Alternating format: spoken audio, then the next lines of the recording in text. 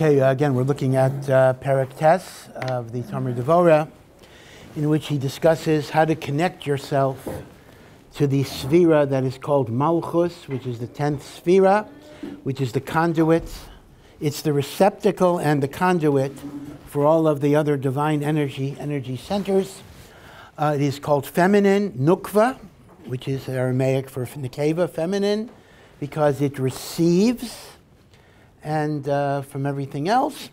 And as the Zohar says, Malchus represents the empty vessel that has nothing of its own other than what it receives from Hashem. And that is why the Talmud Devorah says that we emulate the Sphira of Malchus primarily through humility, in which I recognize I am nothing without God. And then we talked yesterday about one of the ways of achieving humility is the idea of Galus, of exile, in which you divest yourself of your possessions, of your familiar environment. You go into Galus, and then, just to review very quickly, the Talmud Devorah says there are two different reasons why Galus is a way of cleaving to Hashem. One is that Galus facilitates humility. I'm just not in charge of anything. And the other is that the Shekhinah is in Galus, because the Beis HaMikdash was destroyed, so I'm walking with God. I go into Galus, I participate in the Galus of the Shekhinah. It's very interesting. It's an opposite of the way we look at it. We look at it as the Shekhinah is in Galus because Hashem is participating in our suffering. But there's another way we are participating in Hashem's suffering. And therefore we go into Galus to be mishtatef in the tsar of the Shekhinah.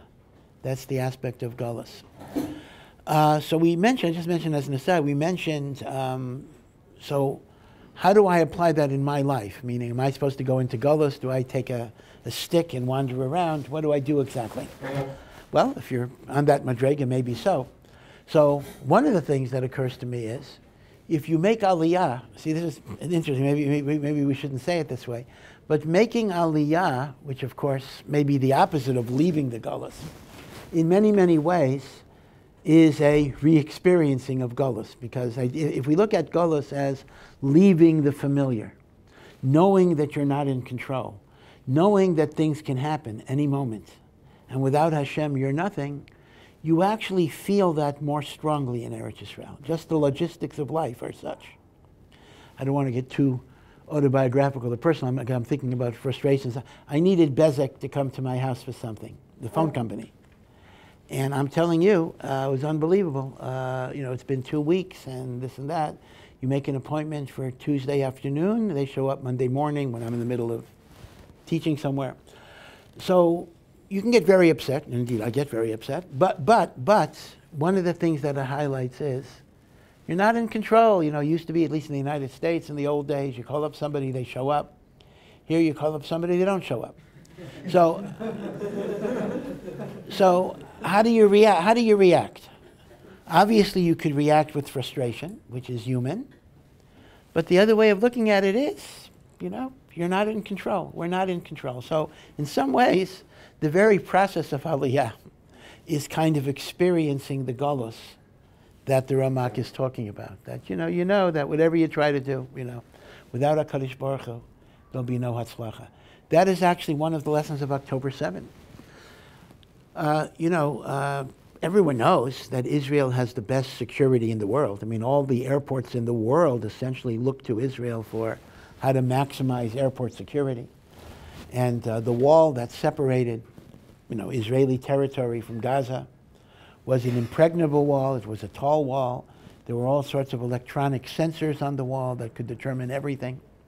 Israel had tanks and a powerful army, and the other side had nothing. It's still a mystery how on October 7th a bunch of ragtag terrorists were able to penetrate this super duper security system that Israel had, that somehow the sensors weren't working. Somehow the army was 4 or 5 hours away. They couldn't get there in time. What is going on? To this very day, there is no adequate, normal explanation of how the superior security of the state of Israel could have been breached on October 7th. It really makes no sense. In a way, it's a miracle, albeit a negative miracle. It's not a miracle we hope for, but it is a miracle because it is l'mayla min hateva that such a thing could happen. Nobody expected it. That's part of why it's so demoralizing. It's not just the awful loss of life and the hostages, but it's even deeper than the particular tragedies, and that shows us a total loss of control. We thought we were in control of what's going on, and this demonstrated that we're not. So in a sense, the idea of Galus that the Ramak is articulating is something that we face here in Eretz Yisrael at this very moment. We are not in control. Now, let me mention, though, as a little bit of a digression, I may have mentioned this before, another aspect of Galus that the Ramak does not talk about. This involves Rav Aaron Kotler. Rav Aaron Kotler was, of course, he was a great, great Rosh Yeshiva, even in Europe. He was only 22 years old. He was already a great Choshev Rosh Yeshiva in Kletsk. He was an Eli. He was a brilliant, brilliant person who was a master of Torah at a very, very young age. He was Rosh Yeshiva over Talmidim, some of whom were older than him. And Rav Aaron Kotler came to the United States during World War II. And during the war years, he did not try to start a yeshiva. He was involved in trying to rescue people who were trapped in Europe and bring them over. He was osek in Hatzalah, Pikuach Nefesh. There were times that he actually traveled to Washington, D.C. on Shabbos to negotiate with different government officials because he held it was Pikuach Nefesh. Now, Rav Aaron didn't know English, but he had people who would go with him. Irving Bunim was a very, very famous American lay leader that was very close to the Gedolim. Rav Aaron trusted him, and Bunim used to be his meturgaman, translator, when Rav Aaron met with different government officials. In fact, they have a great story that Rav Aaron Kotler at one point had a meeting with Henry Morgenthau. Henry Morgenthau was Franklin Delano Roosevelt's Secretary of the Treasury. And the issue was that at some point towards the end of the war, there were individual Nazis that were willing to release Jews in exchange for money, trucks, whatever it would be. But it was against American law to release funds to the enemy because we were fighting Germany, right? Germany was an enemy. You don't give aid to the enemy. So the Secretary of the Treasury was able to waive these restrictions for humanitarian reasons, special waiver. So Rav Aaron went with Bunim to meet with Morgenthau. He couldn't meet, Roosevelt refused to see them, but to meet with Morgenthau to get a waiver. And Morgenthau was basically saying, well, the rules are the rules. We can't change the rules. You know, how can we give money to the enemy, etc. So Rav Aaron said in Yiddish, it seems to me you care more about, Morgenthau was Jewish. He was an assimilated German Jew. He said to Morgenthau in Yiddish, it seems to me you care much more about keeping your job than you care about Jewish lives. And Rav Aaron said that with a lot of emotion.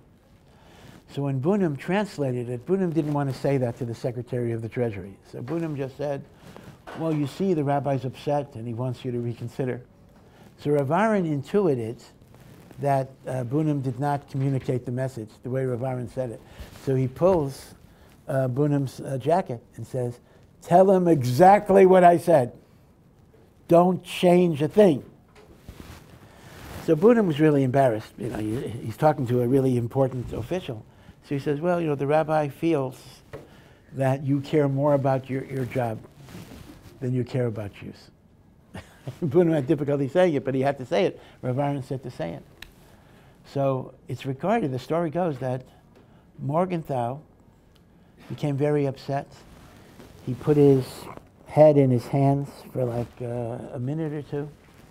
And then he said, tell the rabbi that not only would I give up my job for my people, I would give up my life for my people. And here was an assimilated Jew. He may have, I believe he intermarried. I believe his wife was not even Jewish. But that Pintel Yid, that spark of Jewishness came out. And Morgenthau did create a war refugee board. It was late in the war effort, but a few thousand people were saved because of Morgenthau, based on the intervention of Rav Aaron Kotler. Very, very interesting.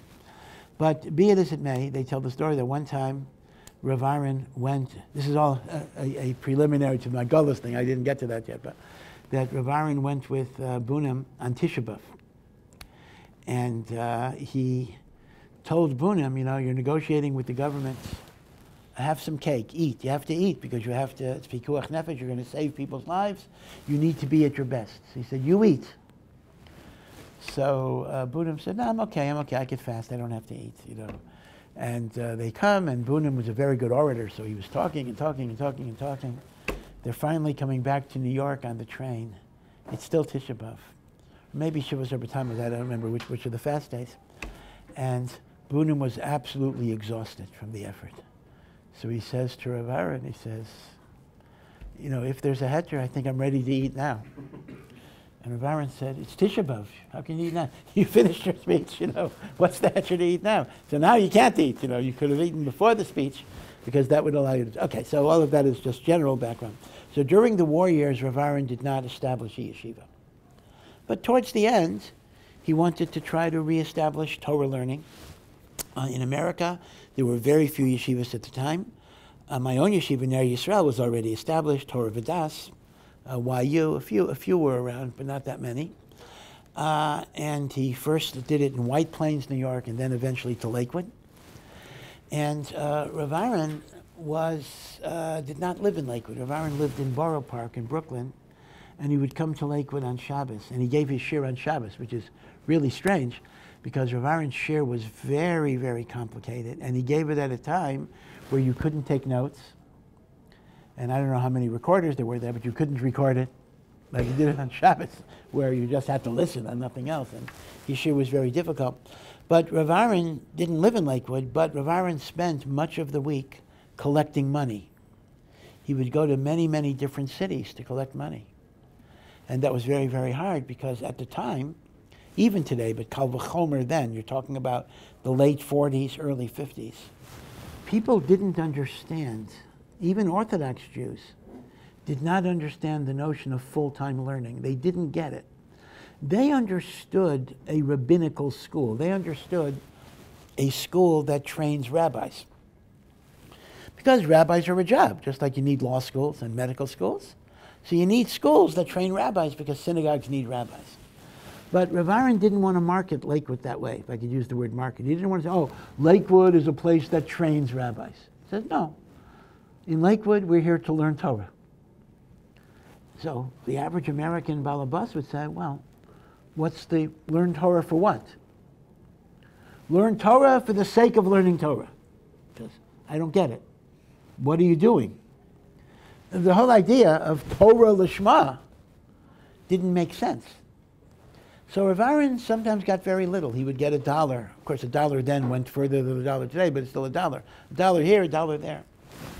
So the story goes that one time he was collecting money in Miami, and he was getting, you know, a little bit money here, a little bit money there.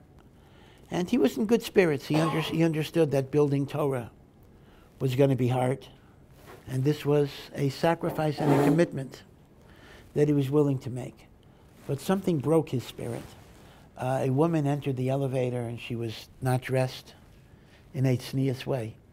And Rav Aaron, who had always been careful to avoid anything like that, really felt that God was like kicking him. God was rejecting him. God was punishing him.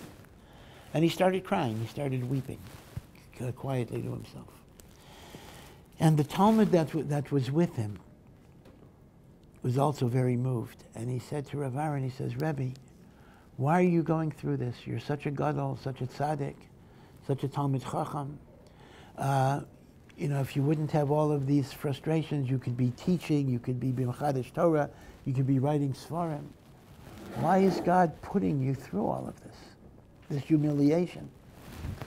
So Rav Aaron said the following word. Rav Aaron said, you know, the halacha is that when you kill somebody b'shogeg, inadvertently, without kavana, you have to go into exile. Ir Miklat, the city of refuge, is called Galus. That's what it's called. Now, when do you go into Galus? When you murder somebody, or maybe murder is not the right word, when you kill somebody without intention, manslaughter. So Rav Aaron said, every teacher of Torah might qualify as an unintentional murderer. Why is that? Because the way we talk to somebody could break a person's spirit. Yeah, the Rebbe doesn't stick a knife in somebody's heart, but a person asks a question and they're put down, or they're ignored, or they're not cared about. That can kill a person. Rav Aaron said this. That can kill a person. Now, the Rebbe didn't do it on purpose, so he's a shogeg. But a Rebbe, every Rebbe is potentially an unintentional murderer. And a Rosh Yeshiva takes responsibility for all the Rabbeim. And therefore, it is sometimes decreed that a Rosh Yeshiva has to wander from place to place collecting money, because that's like the Ir Miklat for the Ritzicha B'Shogeg that a Rebbe does. Something to think about, something for a teacher of Torah to think about. We can kill. We can be murderers. Baruch Hashem, it's not on purpose. It's not b'mezid, but b'shogeg. You know, sometimes even jokes that are made. You know, obviously, jokes are to be encouraged. The Gemara says that Rava used to make joke before every shir. Jokes, laughing, good thing. But sometimes, you know, even an innocent joke can cross a certain line. Something that might be totally innocuous can sometimes affect a person. All sorts of things happen. A person's questions are not paid attention to. Rav Aaron said that is called Ritzicha B'Shogeg, and there's a chiyuv of Galus. So that's the third aspect of Galus. That Galus is for the murders we commit. And the truth is, we all commit murders. If you embarrass somebody publicly, that's called murder. Right? So Galus is a kapara for those murders. Yeah.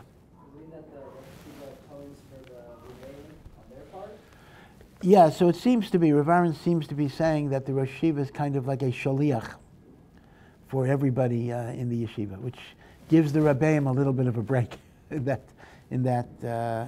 sense, that it is a kapara. So that's one idea of the notion of Galus. By the way, it's interesting about Rav Aaron. I said Rav Aaron in Europe was already known as a gadol at a very, very young age. But it's interesting, there was one guy he wanted to meet of the prior generation. He wanted to meet the Rogatchover.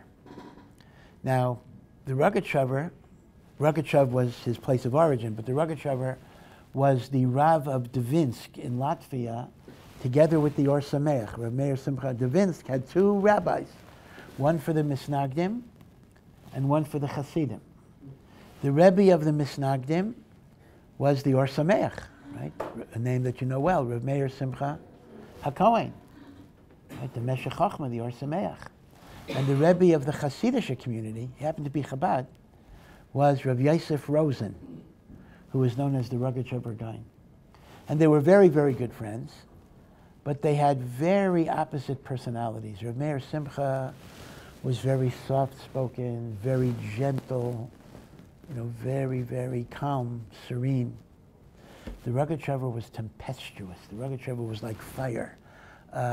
You know, you'd be scared to talk to the Rogatchover. The Rogatchover, you know, you ask the Rogatchover a question, he would immediately give you 500 references without explaining what the references are.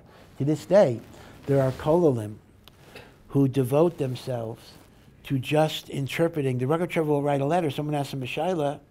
The Rogatchover will answer something like, look in the Yerushalmi here, look at the Sefta here, look in the Zohar here, look in Moreh Nevuchim here, and the associations have nothing to do with it. Even if you look them up, you don't see the connection. Because the Rogatchover went from A to Z without any explanation of B, C, D, E, and F. So there are kolalim that are trying to decipher the Rogatchover. So the Rogatchover was a scary person, Rav Meir Simcha, and you know, he knew everything, absolutely everything. And Rav Meir Simcha used to say about the Rogatchover, people think the Rogatchover has a great memory. He says, not true. Just he finishes Kallah Torah Kula every month, so he simply remembers it. So anything he knows, he saw within the past 30 days.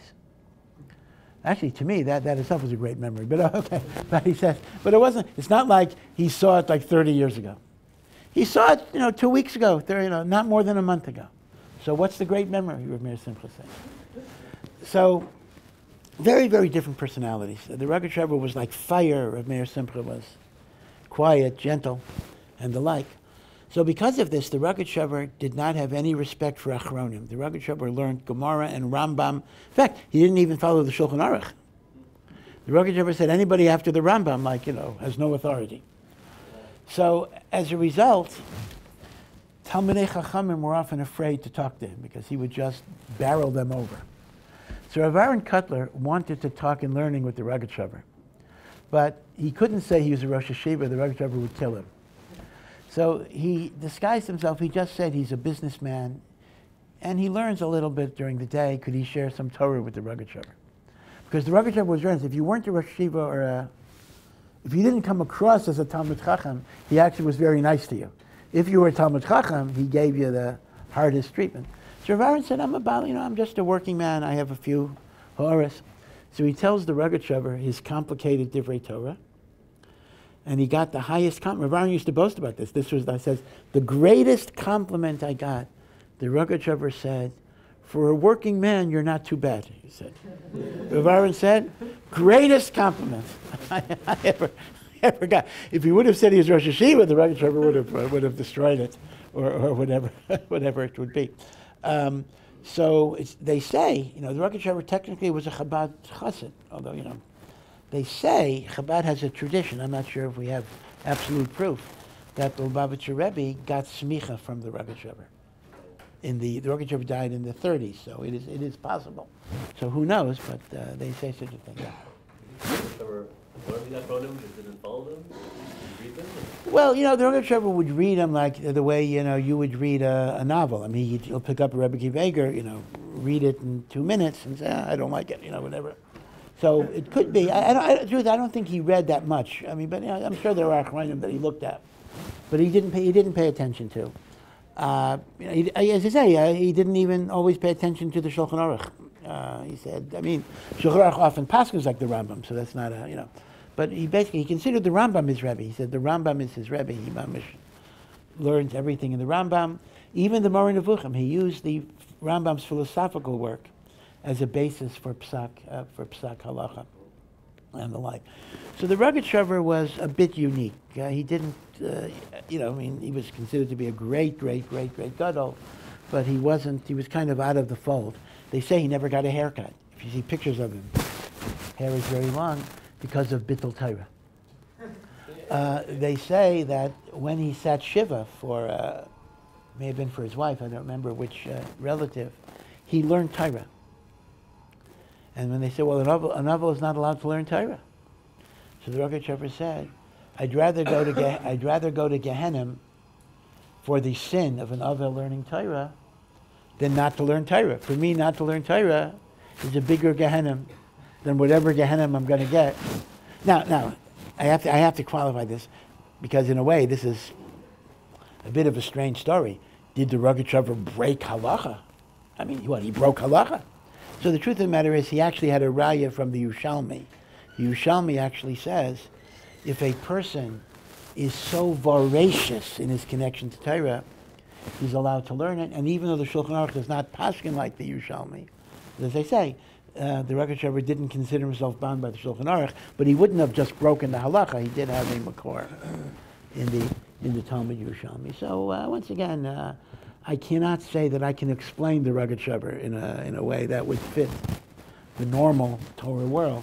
He was kind of beyond all of those things, but that's very, very interesting. And it's an amazing thing that the town of Dvinsk, that did not have a yeshiva, was blessed with these two Gaonei Olam, more or less the same time. I think the Rogatsh Rebbe survived a few years longer. No, the other way. The Rogatsh Rebbe died first. And Rav Meir Simcha was masbid him. Yeah. No, I would have to say, I mean, I can't speak. I shouldn't say personal things about Rav Yitzchak. I don't think the Rogatchover was the model of the chassid who was mevatel himself to a rebbe. It wasn't that way. He happened to be a Chabad because his father was Chabad, so he was Chabad. But the Rogatchover was very independent. He was not like mevatel himself to anybody in that way. In fact, the final little story about it. He says a Rav once came to the Rogatchover to tell him over his chidushim. And the Rogatchover was very nice. He nodded, he said, oh, good. So the Rav said, I don't know what people are afraid of. He says, everyone says that the Rogatchover is so tough on Talmidei Chachamim. So the Rogatchover just smiled and said, yes, it's true. I am very tough to Talmidei Chachamim. That's what he said. Okay, so again, a different... maybe a slightly different type of gadol. But I'm just bringing this in, all as an aside, that Rav Aaron's idea that a teacher of Torah can be a Reitzeach b'shogeg. That's a third function of the idea of Galus. Okay. So we talked about humility. We talked about Galus, emulative Malchus. So then the Talmud Devorah goes on to a third idea, but they're all interrelated. And he says that in order to be mizdabek to Malchus, you have to develop the faculty within you of Yiras Hashem. Of course, Yiras Hashem contributes to humility by definition. Now, what is Yira? Yira is an interesting phrase. We normally translate Yiras Hashem as fear of God. Now, in many ways, that's not the best translation, because in truth, the Rishonim already identify two types of Yira.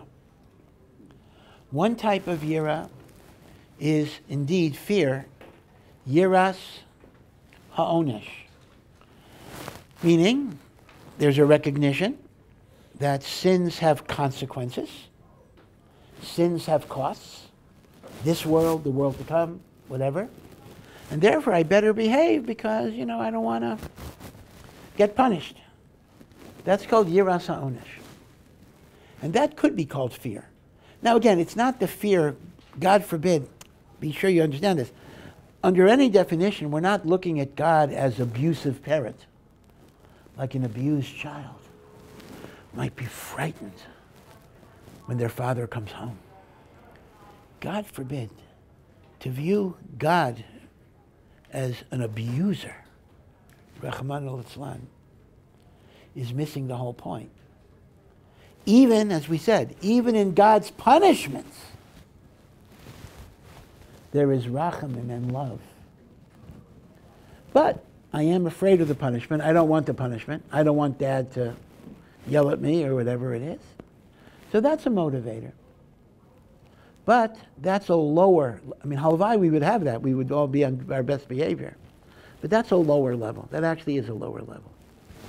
What we really mean by Yira is not fear. What we really mean by Yira is Yiras HaRomemus. Romemus is awe, reverence. I'm overwhelmed by God's greatness, by God's grandeur, by His omnipotence, His all-powerful.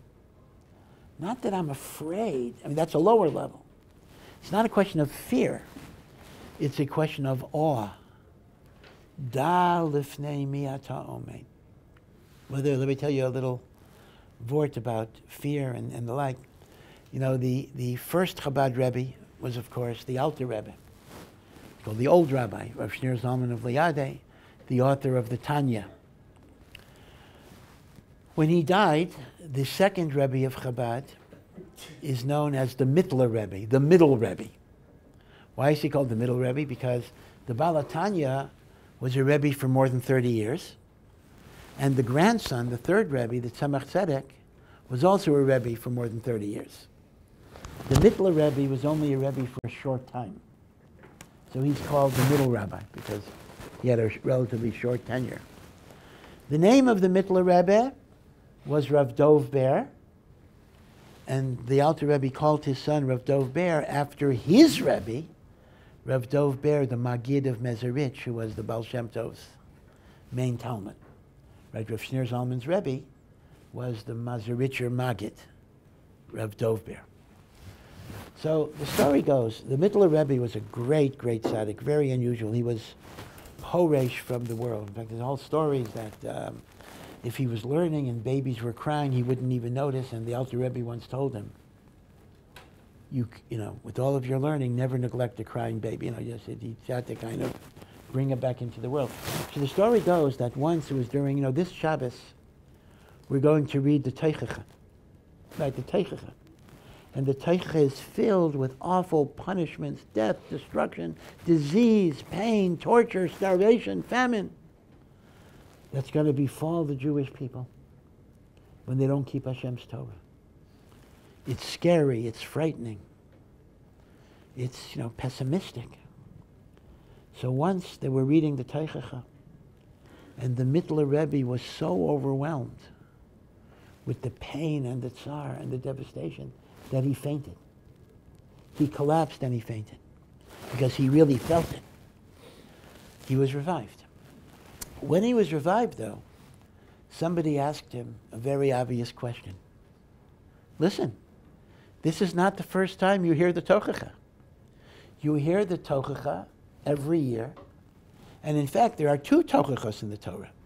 There's the Tochacha at the end of Vayikra, B'chukosai, and there's a Tochacha towards the end of Devarim in Parshas Kisavai, a famous Ramban.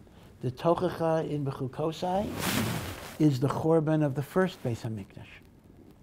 The Tochacha in Kisavai, which is worded somewhat differently, describes the Chorban of the second Beis HaMikdash and the Galus that we're still in. So if you want to look at current events, go to the one in Kisavai. But either way, you've heard this many times. You never fainted before. Why did you faint now? So the Mittler Rebbe said the following. Normally, my father is the Baal Koreh. When I hear the Tochacha from him, it somehow doesn't seem so bad. But my father is out of town this week, so another person was laning. When I hear the Tochacha from somebody else, I, wow, this is much worse than I thought. And I fainted.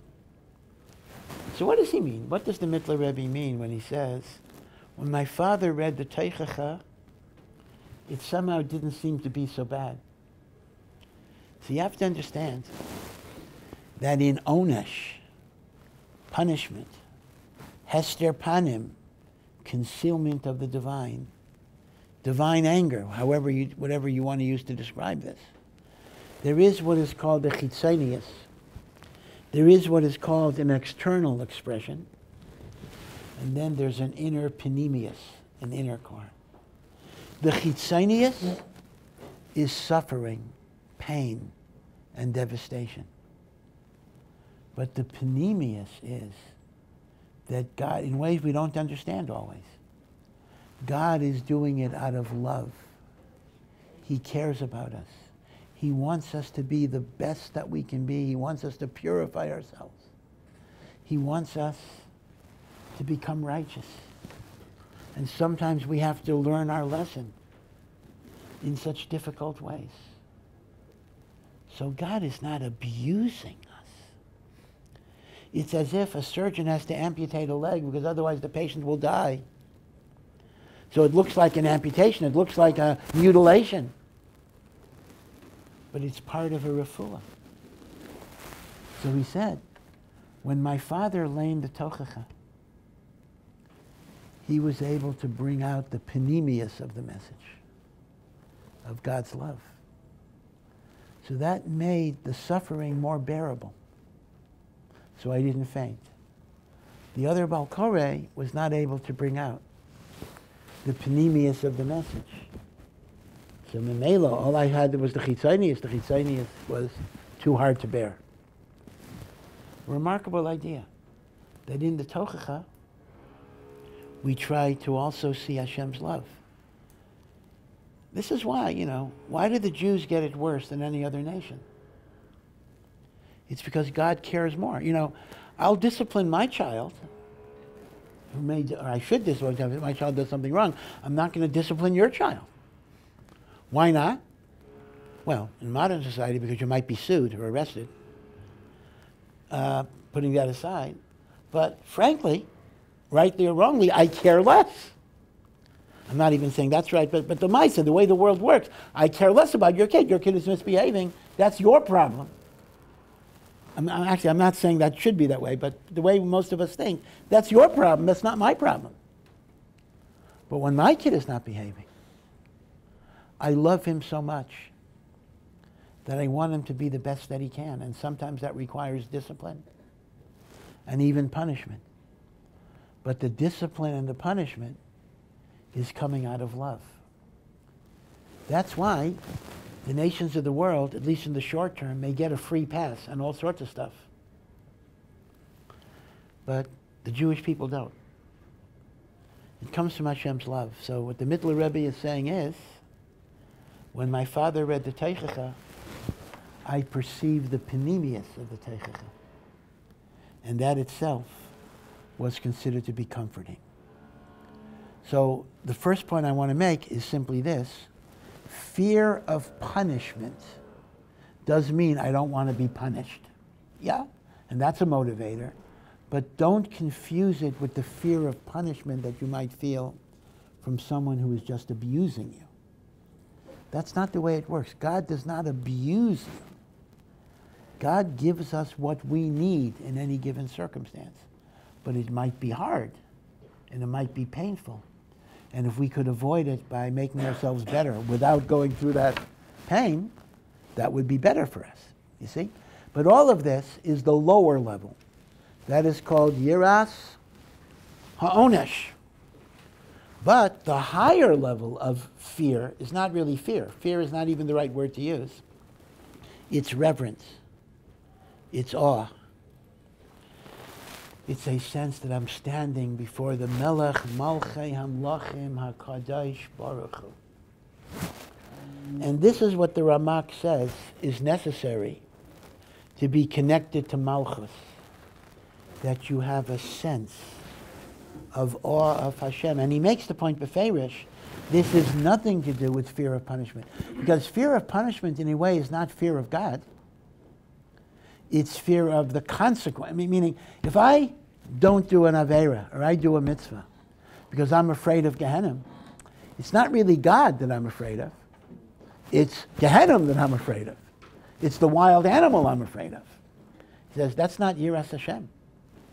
True Yiras Hashem is Yiras HaRomemus, when it's the Creator's perfection that inspires awe and reverence. Yiras HaRomemus. And he points out that Hashem is always watching. Hashem knows everything that you're doing. He is constantly there. My soul is rooted in him. Remember, all of our neshamas are the breath of Hashem. Yeah. So why don't we just call it Yiras HaRomemus in general? Well, we call it, Yiras Hashem. All I can say now, why the Chumash itself doesn't use that term, I don't know. But the Rishonim, really starting from Avsad Yagon, subdivided into Yiras HaOnesh versus Yiras HaRomemus. And in most Sifrei Musar, when they say Yiras Hashem, they really mean Yiras HaRomemus. That's the primary. Yiras HaOnesh, and again, I don't want to disparage Yiras HaOnesh because it is a motivator. I may have told you before, I don't want to go over the whole story, but when I was in law school, there was a time I was in a little bit of trouble because I had taken off class from Rosh Hashanah through the end of Sukkot. Because I figured, there's only one test at the end of the semester, so might as well be with my parents for a few weeks. But unbeknownst to me, the professor had given a lot of assignments that I had not done at all. So when I came back after Sukkot, there were like 20 letters. Each one was a little worse than the other. Letter number 1 said, you're a day late with your assignment. Anyway, the 20th letter basically said, if you don't contact me within 12 hours, we're going to initiate expulsion proceedings. That is scary, a little bit. So I was really, really scared. And I went and I started saying, well, the Jewish holidays. So the professor takes out a calendar as well. There's Rosh Hashanah, he was Jewish. And there's Yom Kippur. What about the days in between? Is there a holiday? I said, well, no. And then there's sukkahs. Are you allowed to go to class Chol HaMoed? I said, well, yeah, whatever it is. I tried to get out with the Jewish holiday thing. It didn't work. So I want to say I was scared. And it actually turned out my highest grade in law school was that class. So fear is a motivator, to be sure. And Kal v'chomer, Yiras HaOnesh is a motivator. But it is an inferior motivator. And the Rambam writes this in Hilchos Tshuva. But Yiras HaRomemus is noble. That's when I sense Hashem's greatness. Now in this connection, there's actually a very interesting linkage. You know, we talk about Yiras Hashem and Avas Hashem. And we kind of look at them as opposites. Yiras Hashem is I'm scared. Avas Hashem is I love. But here is the interesting thing to contemplate. It is true that fear of punishment is opposite than love. But Yiras HaRomemus and love are actually very connected. They're not opposites. Because part of how you come to love God is when you're filled with awe over His perfection. So seen in this way, Ava and Yira are not opposite things. Yeah, Yiras HaOnesh, I think it's fair to say that's kind of an opposite of love. Although even there you could work with it. I know my father loves me, but I don't want him to be upset. Okay. But Yiras HaRomemus and Ava are very, very closely connected. Because when you're overwhelmed with the awesomeness of the Creator, you will love the perfection that exists in HaKadosh Baruch Hu.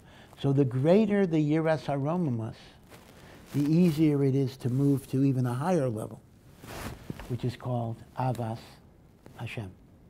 And that's the meaning of the statement that Chazal say all the time, Yiras Hashem is the foundation of Avas Hashem. Because until I recognize the perfection of the Creator, then I don't yet have that basis of love towards Him, you see? Okay. All right, well, we'll stop here. We'll do Mamshech, but this is the third point, basically. But they're all related. Humility, Galus, and then Yiras HaRomemus are the qualities that cause you to be connected to the Sphira of Malchus. Okay, have a good Shabbos, good week. Thank you for listening to this Samayach production. To find out more and to partner in our mission, please visit ohr.edu.